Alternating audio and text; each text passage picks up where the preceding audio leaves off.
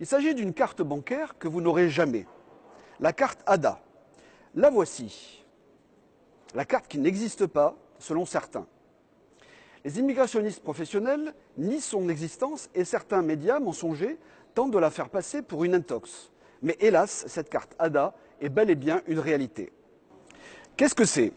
Avec la carte ADA, allocation pour demandeur d'asile, le migrant demandeur d'asile peut retirer son allocation journalière dont le montant mensuel moyen peut atteindre 641 €, voire plus selon la taille du foyer familial. Cette carte personnelle de retrait est délivrée par l'OFII, l'Office français de l'immigration et de l'intégration, qui dépend du ministère de l'Intérieur. Si vous en doutez encore, je vous invite à consulter le site Service public que vous voyez apparaître.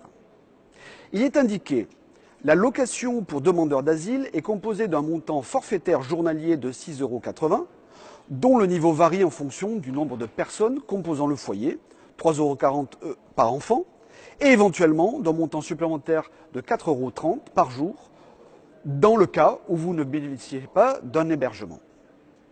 Dès la demande d'asile déposée, le migrant peut alors ouvrir son compte bancaire.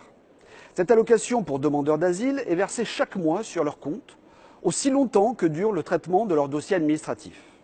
Pour vous donner une estimation officielle des demandes d'asile, la France a enregistré environ 80 000 dossiers en 2015, plus de 85 000 en 2016 et probablement près de 100 000 dossiers en 2017. Et je ne compte même pas les migrants clandestins, certainement aussi nombreux.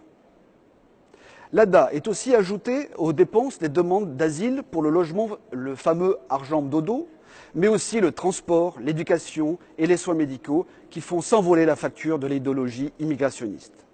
Rien qu'à Paris, ce sont 35 000 personnes qui sont quotidiennement logées dans des hôtels.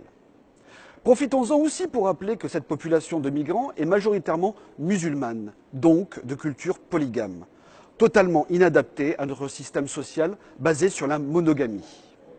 À vous, les Français, ces immigrationnistes forcenés, vous réclament des efforts, vous réclament des réformes structurelles pour accepter la fin de votre système de protection sociale. Combien a donc coûté aux Français cette allocation pour demandeurs d'asile en 2016? Et quel budget pour 2017 et les années à venir? C'est ce qu'il faudra bien demander au gouvernement Édouard Philippe. À bientôt.